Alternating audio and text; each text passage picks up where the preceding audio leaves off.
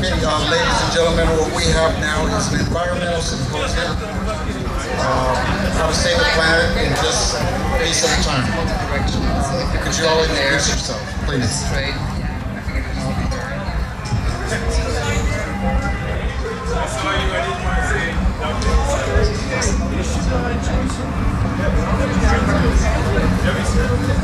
All right, I think we're going to get going with our environmental talk. There's 4 different groups up here. People can stick around and learn about how to get involved with helping the environment locally. And our 4th presenter is running up here. So my name is Deb Steele. I am from Greenpeace. We are starting a chapter here in Columbus. And so we'll do a round of introductions, and then I think we're all going to talk for 5 minutes. So Deb Steele with Greenpeace. Yeah, I think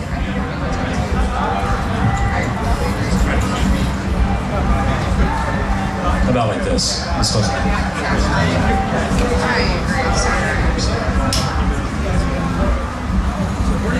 Hi, my name is Jen Lynch, and I'm with Oxfam Action Corps. Hi, I'm Jen Miller. I'm with the Sierra Club Ohio chapter. I'm Suzanne Muller, and I'm with Friends of the Ravines. And I'm Stan Sells with Friends of Goodale Park. All right, so has anybody heard of Greenpeace before? Great, great. So my name's Deb Steele. I'm helping start the chapter here in Columbus. I started a Facebook page, Greenpeace in Columbus. And overall, the big thing that we're working towards is President Obama is going to be going to Copenhagen in December. And that's to renew an international treaty on fighting climate change. Have you all heard of the Kyoto Treaty? It happened in 1997. America didn't sign on, right? So this time we want to make sure we sign on. And before Obama gets there, we need to pass science-based legislation here in the States that really tackles climate change so that we can make the most of these negotiations, because we cannot afford to miss the boat again. Overall, the biggest thing that's happening for the environment at the federal level was the ACES legislation that was in Congress and is moving over to the Senate. And Greenpeace is no longer in support of that legislation. It takes away power from the EPA to regulate greenhouse gases. It instills a lot of coal power and invests in nuclear power. So there's various reasons why we don't support that, and it's very important that we don't lose sight of what a green job is. And a green job is not coal, it's not nuclear power. And our own governor in this state is trying to build a nuclear plant 70 miles south of here. In Piketon, right. And they keep touting it as jobs, right? And they're construction jobs. Related situations. Is it recording now? By adaptation, I mean, hit this little we want red to help circle here and it people says recording. alleviate the problems. And what we've been noticing in being on the ground is that climate-related disasters have basically quadrupled in number and intensity over the last 20 years. And it effectively undoes a lot of the work that we have been striving to complete. I'm sorry, I'm really nervous. I'm doing great. Yeah. And because we've been noticing that climate change has been undoing a lot of our work, we've started up a climate campaign. We did support the ACES bill, and we completely realized that in the short term is not as strong as what we want or what we need. But we also realize that we need President Obama to have something to take to the table at Copenhagen. That's our biggest goal right now, is to get that passed and then just keep up pressure, and after it gets passed, to make sure that things like the Clean Air Bill come into play to help regulate, to lower the emissions and get it at a science-based acceptable level. But what we focus on within the climate change bill, though, is the International Adaptation Fund that it contains. And basically that's helping people who are having problems getting access to seeds that adapt to that. basically it's helping people get access to tools that'll help them adapt to their changing climate. The poorest of the people are the ones who are feeling the impact of climate change right now, and they're feeling it the hardest, and they are the least responsible for the actual impact, for the actual problem. Does anybody have any questions? Okay.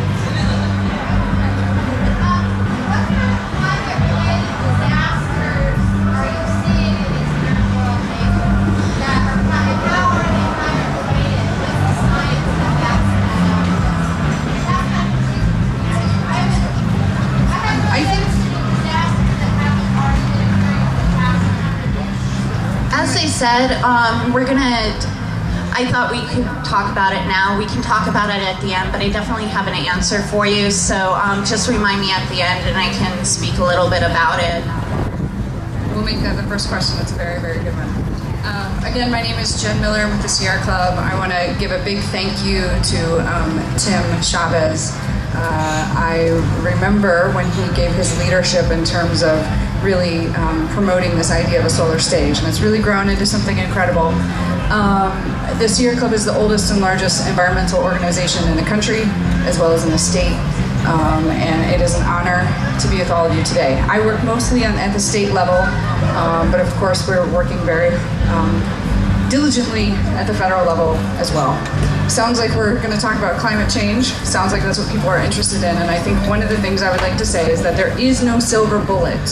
We're waiting for that silver bullet, you know, that answer in a microwave, the sitcom that wraps up in 30 minutes. This is kind of our culture. We want a silver bullet. There is not one. However, there are many, many, many silver BBs that can knock this problem out. And I'd like to just follow up and say that nuclear power is not the answer, and that plant, even those folks that are worried about climate change, I think that this is a necessary step for Ohio. Not even needed in Ohio. Right now our plants are operating at about a 65 to 75% capacity. We don't need new generation whatsoever, especially the most expensive and most dangerous way to make electricity known to humankind is nuclear power, so we don't need it.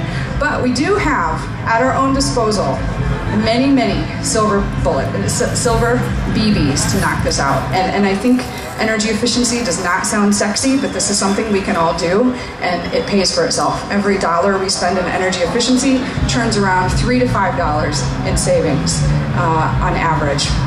That will continue to increase because the cost of energy is going to continue to increase. So what do I mean by that? The simple stuff. Doesn't sound fun, but it's easy to do. I've done it in my own house and it's worked. CFLs, unplug your appliances. If you're too lazy to unplug everything that you can unplug, of course you can't unplug your fridge, then what I've been doing is I plug it all into a power strip, shut that off with my foot on my way out the door. Very, very easy. There's a whole number of things we can do, and we should also remember that this stage should remind us that solar power works in Ohio. This is one of the #1 things I hear, is that solar power doesn't work in Ohio. However, the same solar panels that's running this stage are 25% less effective in Germany than they are right here, and Germany is the largest solar market in the world. So we have solutions here in Ohio. First windmill, Governor Strickland is proud to say, was actually built or designed by an Ohioan. Can't remember his name, I'm sorry. But we have a lot of solutions here in Ohio. There's a lot that we can do. If you're interested in getting involved, please make sure you look at these various groups. A lot of us have booths across the way as well. Thank you. Thank you. That's a nice segue into it. You can hear I'm a darn foreigner, so here's to Germany and its solar power. I grew up in a house with a green roof over 50 years ago, and it so happens that I believe in Michigan is a producer of solar shingles, and the buyer of those solar shingles, American-made solar shingles, is exclusively Germany. And it is amazing to me how few people here in the United States know about those alternative building materials. I am here to represent Friends of the Ravines. I belong to many other environmental and animal activist groups.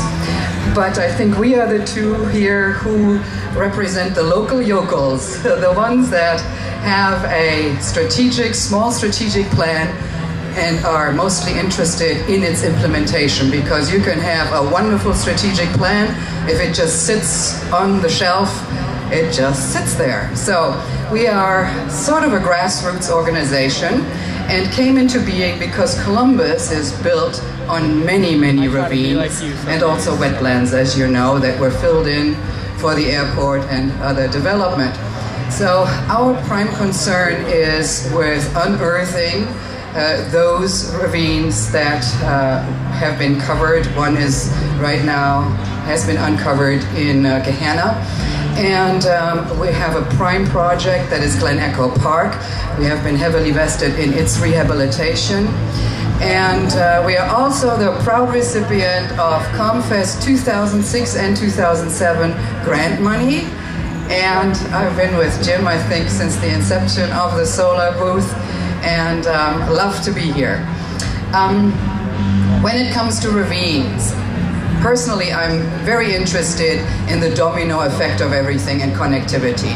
So ravines, you think, okay, it's a small ditch or a miniature canyon. Oftentimes it has a little creek flowing through. Well, it's very important to understand where that creek goes and what it brings with it. So that creek goes through your watershed or sheds. And we don't have a watershed coordinator here today, but this is the Lower Olentangy watershed. I used to be a watershed coordinator as well, and I'm very, very concerned about our waters, from rivers, streams, creeks, to the ravines. Should you live on a ravine or want to move to a ravine or learn more about it, we put out biannually a publication called Ravinia, and we also put out a Protecting Urban Ravines Guide, an Urban Ravines Guide. It contains the do's and don'ts, what you can do against erosion, how you may want to.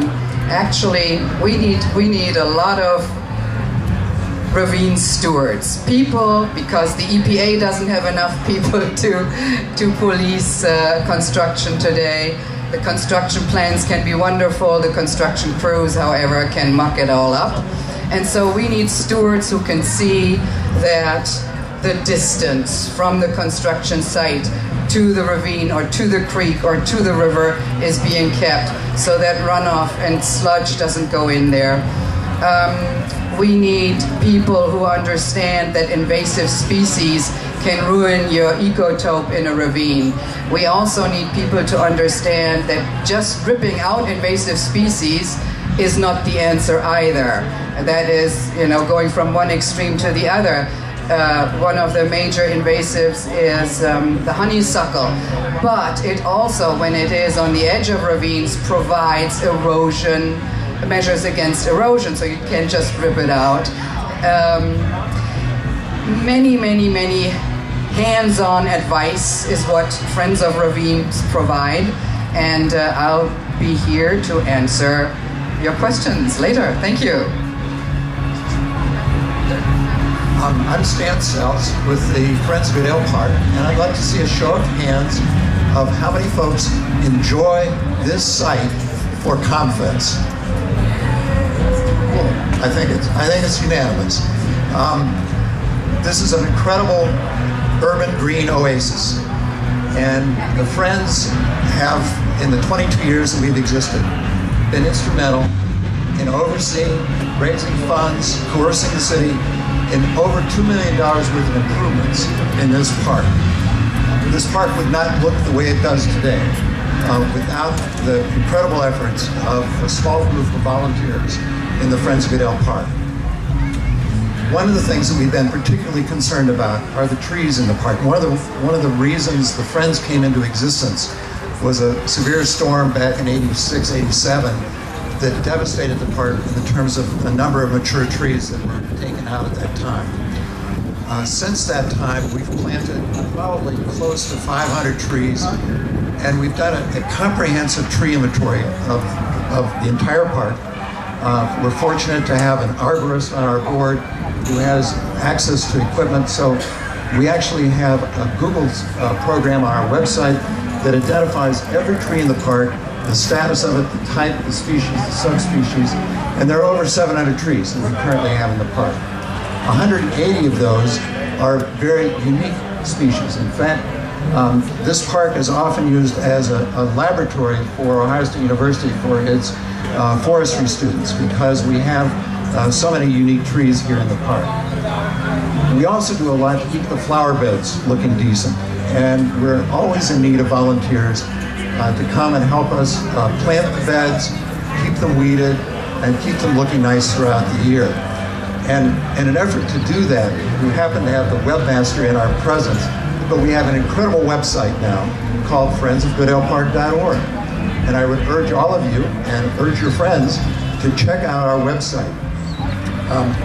We have all of our work days, and we usually have during the spring, summer, and fall, we usually have 2 Saturdays a month dedicated to coming here and working in the park. We'll accept all volunteers. We're not a membership organization, but we'll accept any help for whatever period of time. Please come join us. We also work very closely with the City Park and Recreation Department, and certainly with ComFest. We've been fortunate to be the recipient of several ComFest grants in recent years that are helping us get a number of projects underway. We're working on a water feature for the pond. We're also involved in the restoration of the 1870 Goodale Gates over here on Goodale. And we've been working with the Department of Transportation for a new pedestrian entrance at the intersection of Park and Goodale. So there's an incredible lot going on. We just finished renovating the playground. We've done a lot of work in the park in recent years. And again, we urge you to check out the website and come join us on any of our work days. I guess we're going. Oh, I wanted to add something, please. I may have to leave in a little bit here. I wanted to add that it's friendsoftheravines.org is our website, and we are always looking for volunteers for either creek cleanups or our annual spring flower walk or our community forum, or with editorial help with our publications, or insights on our boards. We have several board positions opening right now because people are moving, and committee work is available. That is on a small scale, that's on your local scale, that's getting locally involved. On the largest scale, I believe you all are going to talk about legislation. Let me just point out to you that 2 things concern me personally. One is that we all know we're in a real funding crunch, and ODNR is Ohio Department of Natural Resources is heavily impacted by that. So of course Columbus Parks and Recreation, but there is a division in ODNR. It's DNAP, National Resources and Parks, and it was founded in the 70s. And this year, its funding is being cut by 60%, and next year, 0 funding. If you folks don't do anything about it, you will see an entire division go to the pots, and that will be terrible. Same holds true for your watershed organizations. These are there working in the background for your clean watersheds, for your quality of water, to determine non-point and point source pollution, and grab the polluters and get them in front of the judge and the jury. And they work behind the scenes. Their funding is running out as well. So next year, no more watershed coordinators. Hopefully flow will continue to exist, because I believe they managed to work themselves into a position where they can sustain themselves a little longer, but even that will become questionable. So, this, by the way, is not ODNR's fault. ODNR gave seed money to all the watershed groups to be used so that they can get off the ground. but you know, and you've said that before, anything environmental, and by the way, also anything animal, just isn't sexy. So therefore, very little money.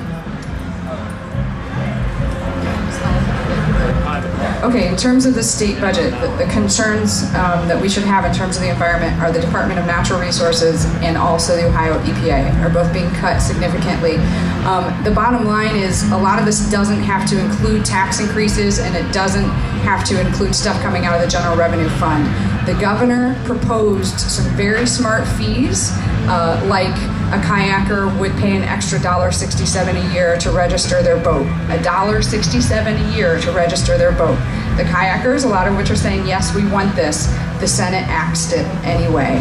That is what she's talking about in terms of protecting the scenic rivers.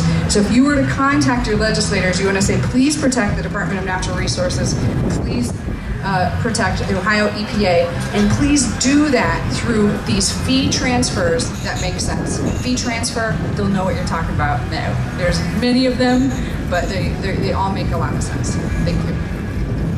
Let me just say, at a local level, the city's Recreation and Parks Department has now been cut 62%. So the impact is that we're seeing grass being cut once a month. We're seeing no help on any bed maintenance in the park. The maintenance program has essentially disappeared. So that's why volunteers are so incredibly important to keeping a green space like this looking decent. And let's remember that green spaces sequester carbon, and some of us have climate change issues, so we want to transition right into our first issue that was about climate change, and specifically the impacts that we have seen in the developing world. Have Jennifer cover that. These are really impacts that we've seen across the world in developing and in developed worlds. Last year we had that giant windstorm that was the tail end of a hurricane that was going on in the Gulf Coast. It's not that there are new funky weather storms that are popping up. It's an exasperation. It's an intensification of the amount and the strength of wind and other types of storms that we've been experiencing throughout our time on Earth. We've been seeing an increase in flooding across the board in developing nations. In a lot of the low-lying areas of Bangladesh, there's been an increase in flooding. There's been an increase of salinization of their drinking water and their agricultural water from ocean waters getting into fresh water.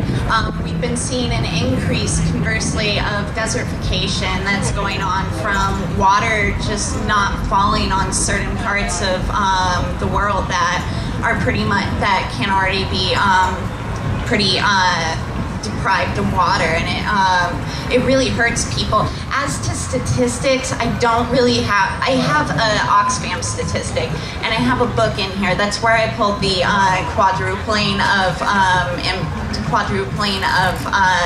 climate-related disasters. That's actually an Oxfam statistic, and I can give you the book.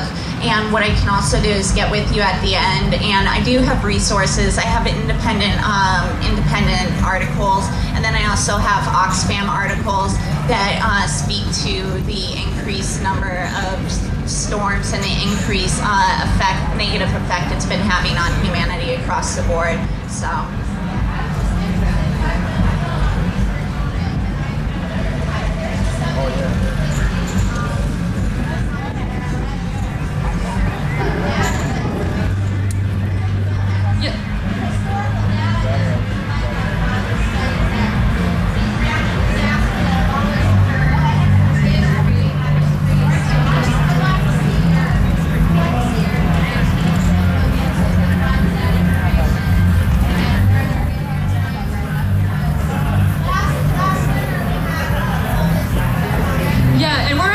The only country that calls it global warming. Every other country calls it climate change. So Jen could get with you about her...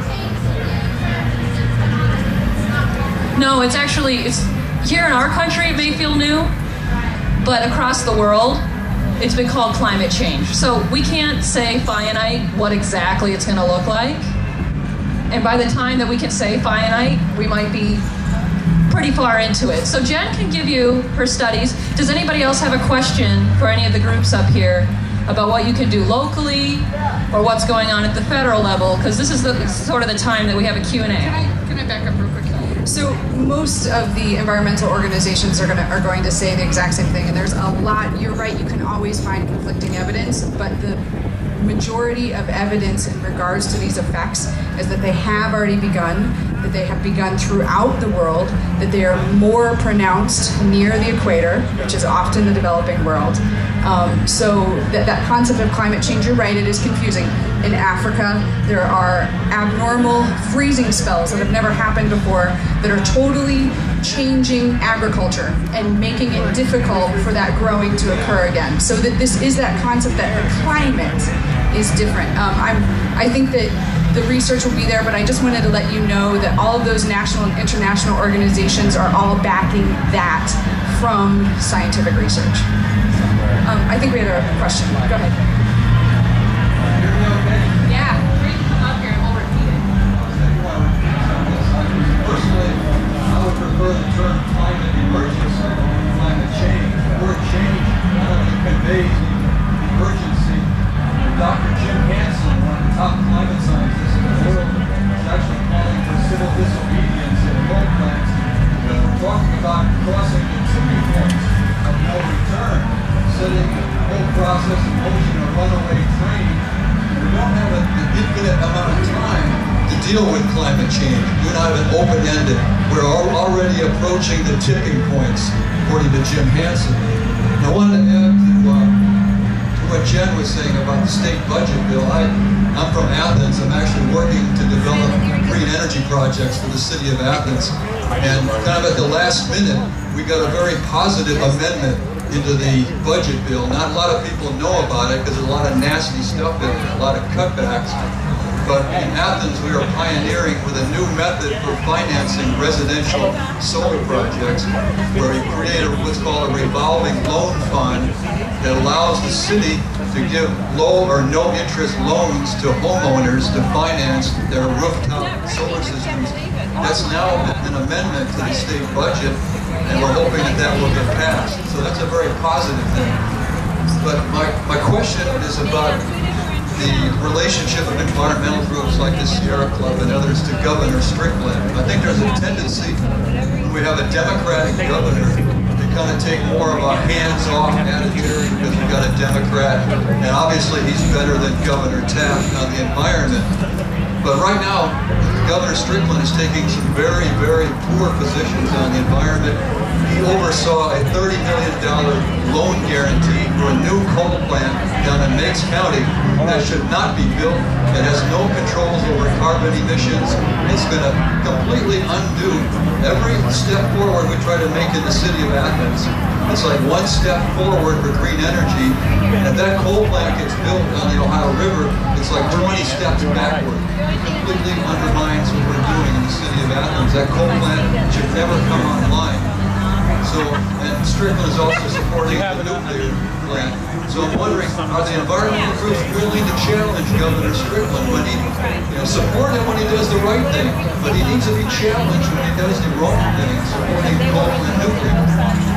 It's an excellent question. I'm in the governor's office every week, and the governor is, in my opinion, disappointed, at least the Sierra Club, and many, many fronts, and Environment Ohio, Sierra Club, Ohio Environmental Council, there's Buckeye Forest Council. A lot of us are in there together doing our best to deliver a message that is unified.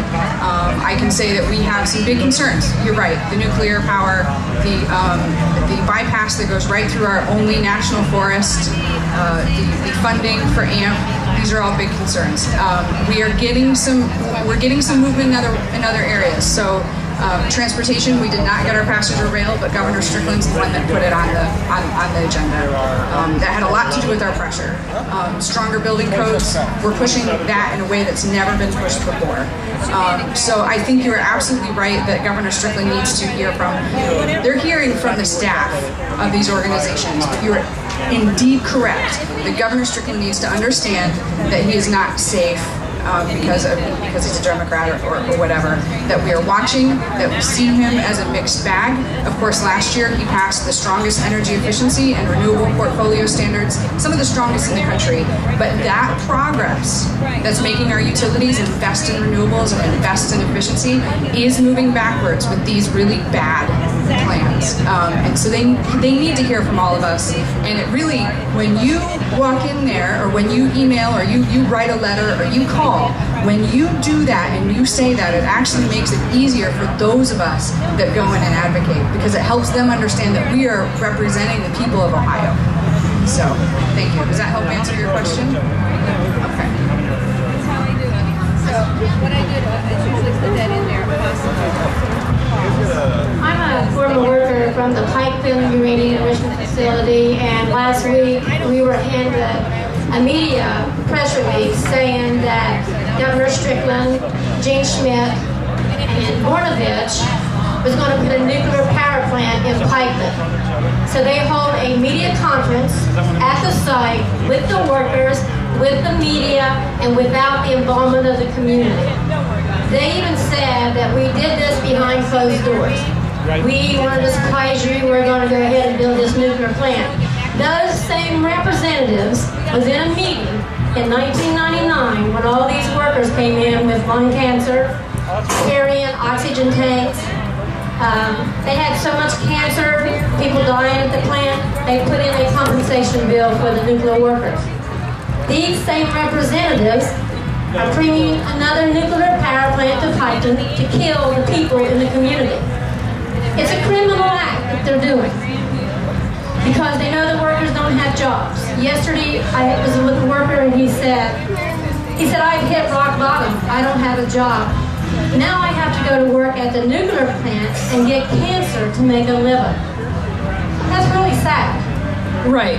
And I want to echo what he was saying about civil disobedience. I don't know where or when, but I think it is time for that. We should be outraged. I think a lot of us are. I was at that press conference with the press pass, so I wasn't there as Greenpeace.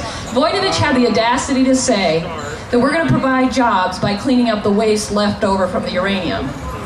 The point is there are solutions. We have 2 to 3 times the jobs under solar and wind. Ohio has been a leader in building solar panels. Toledo, Ohio has the highest rate of green jobs of any city in the country.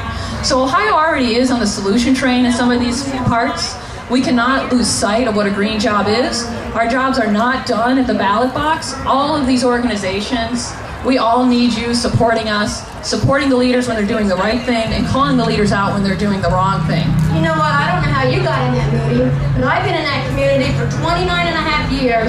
I have almost single-handed bought that facility myself with no money, no pay, and I wasn't invited, and I'm a stakeholder, and they kept me out. And then they quoted some environmentalists coming in and saying that they agree with this climate change. What about the pollution from the plant? Why aren't they paying? Why did the people in the little boats on the river have to pay? Why aren't the polluters paying? Why isn't this Piketon plant paying for the damage that's done to this community and to the workforce? We all agree with you here, and I was here with the Free Press. I was there with Harvey Wasserman, and Harvey Wasserman wrote a report that is in the Huffington Post and in the Free Press. So I couldn't speak as an environmental group there, I didn't. I wasn't there as Greenpeace, but we were there as Free Press. They put it in the paper that the environmentalists are talking about climate change.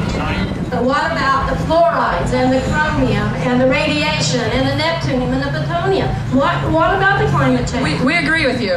That wasn't us, and I don't know what paper skewed that. The Portsmouth Daily Times. Okay. My hometown local paper. So follow up with me and we'll look into that. Okay, and another thing that's aggravating me, some of these national groups are going in talking about for the communities. They're leaving the communities out. They don't even come to the communities and talk to us. They go to Ted Strickland, and Ted Strickland think that these national people are representing us, and they're not doing anything for us. Ma'am, there is actually, I attended a meeting a couple of months ago with the OEC, the Ohio Environmental Council, and there is a wonderful woman whose name I'm blanking on right now. She runs an organization called the Ohio Health for Environmental Justice, and if I had her information, I would definitely give it to you because she was speaking about just this problem. She's very local, and she would be able to give you a lot of feedback on how to do this and who you need to contact. And I can, I'm already going to give your friend my email address. So if you email me too, I can try and hunt up that information, and she deals locally. And we had Lois Gibbs come into town and wanted everyone to get on board of the train. And when you get on board of the train, they had one person that they want to pick out of this group to talk for all of us. You know, that ain't going to work. They're not going to be one person talking for all these communities in Ohio. Sure. The Sierra Club actually has local activists in the Piketon area that are working, and I'd be happy to, the way we... And some of those people that are in there are sabotaging the work of 29 years plus. All right. How about we'll work on that together. We'll talk on that together. Okay. I got a question. Okay, so, you know, there is, I've noticed that there has been conflict between different environmental groups in order to get things done, and it turns out that that's what the mini media spins. They spin that there's a spin between different environmental groups. What rooftop do we have that we can go under, or what tent can we go under to where everybody is represented in order to go as a group? Because right now, what you have is you have the Sierra Club, you got press, you have got song, and you know the conflicts within the groups, and that's what the press is pushing. So what is available that could actually consolidate all the groups so that they're speaking on the same mind and actually working as a team than actually working against each other? Well, I think we have a couple responses. The first I want to say is that there's a lot more collaboration than is often seen. So earlier this year, in the fall, about 50 organizations throughout the state got together in the same room to talk about climate change. So, and that is something that would never get reported by the press. We were there all day long, and we started working groups, and we're doing our best to keep each other informed. There are times when we can't agree, but there's a lot of big stuff that we can agree on, and never ever before has there been as much reaching across aisles, talking to folks in labor, talking to industrial folks, talking to consumer folks, talking to humanitarian and human rights groups. Never before has there been as much coordination. We're not ever going to get all the way to the same page on the nitty-gritty. And I actually believe that that's a good thing. I believe that there needs to be some groups that push this hard, as hard as they can for that ideal that all of us want. And there might need to be some other groups that help with the baby steps. There might be, you know, some of us work at the local level, some of us work at the national level, some of us work at the state, some of us work in weatherizing home by home. You know, but also that the same is true in policy. So that would be my perspective. We at the Sierra Club do everything we can to partner with as many people as we can and as many organizations as we can. And I know that is true for all the environmental organizations that are here, as well as the environmental organizations that are not here, that are also throughout the state. I think she had a response to that too, though. Basically, I was going to say the same thing, that there are more groups starting to get on board, and I'm very excited about labor coming on board. The fact that we're going to have 2 to 3 times the jobs under a truly green economy.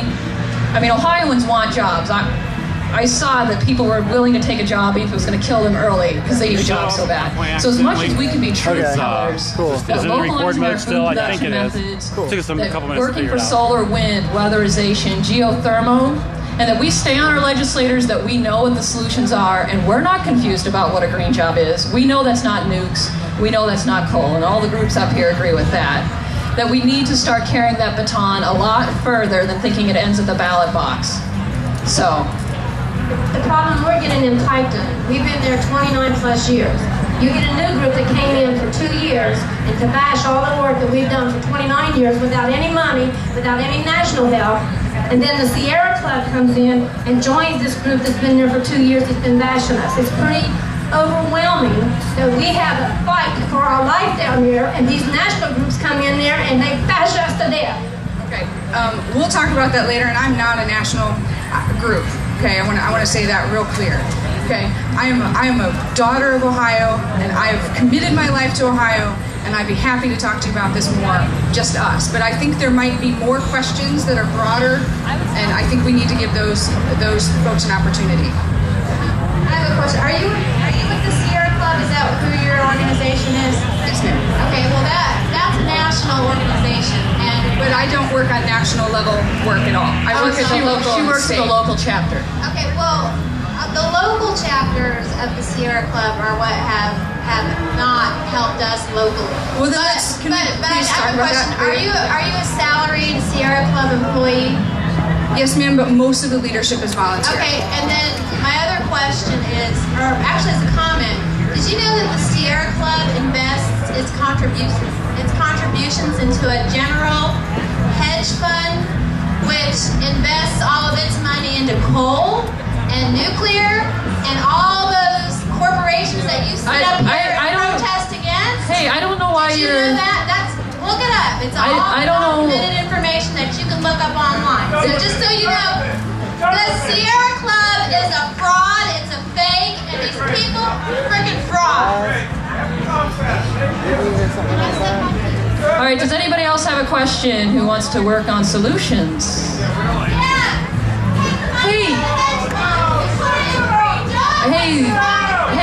there's a valid way to voice your complaint, and this is ComFest. Can we just all calm down? Everybody who's yelling across the board, can we just not yell? Why don't you take your money and invest in green jobs and do what the Sierra Club instead of the hedge funds for nuclear and coal? You're a hypocrite! Can we have another question, please? You're a hypocrite! We have 4 minutes. I think we should each give an example of something someone could do every day. All right, every day. Did anybody volunteer during the Obama campaign? And it's fun, right? It's fun to get with your neighbors. It's fun to get with these solutions. You know, I do a lot of stuff at the federal level, but what most excites me is these urban chickens. I know it seems silly, but I live in North Linden, and the more we localize our food production methods, we don't have to wait for the leaders to make these decisions.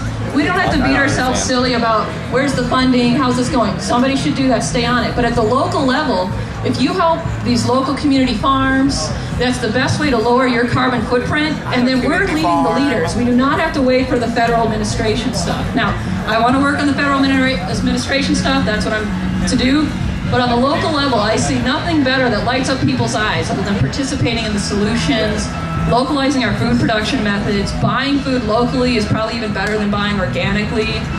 The kids love it. And so the point is, let's focus on the solutions, have a valid argument where things don't add up, but we do not have to wait for our leaders to figure it out. We know what the solutions are. If we stay in touch with each other, we write letters to the editor over and over, you call your legislators to keep the funding up for various groups, and we keep on keeping on. We do not give in to the deceptions and the lies. The dirty lie of clean coal, don't ever believe that. The only thing green about nuclear is the waste it creates. And at the same time, we localize our food production methods. 90% of the food shipped into our state was grown out of state. So at the local level, that's the thing that most excites me. But if you want to get on the activist train with Greenpeace, Facebook, Greenpeace in Columbus. I would definitely like to second the urban gardening thing. I think it's one of the best things that people could do. You can produce your own food. If you don't want to eat it, you can always produce food, or help the homeless shelters that feed their people. You can help them produce food and help them lower their overhead and stop buying food that's not local. And I'm not going to bore everybody with how to be green. All I'm going to say is one of the best ways to be green is to write letters to the editor, to contact your representatives, to contact your senators, and tell them that you're green and you expect them to start acting green and you want the state to go green. 60 seconds. Great. I just want to say that we vote every time we spend a penny. So we can spend that penny on a kilowatt hour, we can spend that penny on a CFL, we can spend that penny on fair trade coffee, we can spend it on at the local food bank, I'm sorry, what am I trying to say, the co-ops, things like that. So remember that. You don't vote once a year. Thanks. FriendsGoodalePark.org. Come join us on Saturday morning to keep this green oasis looking beautiful. Thank you.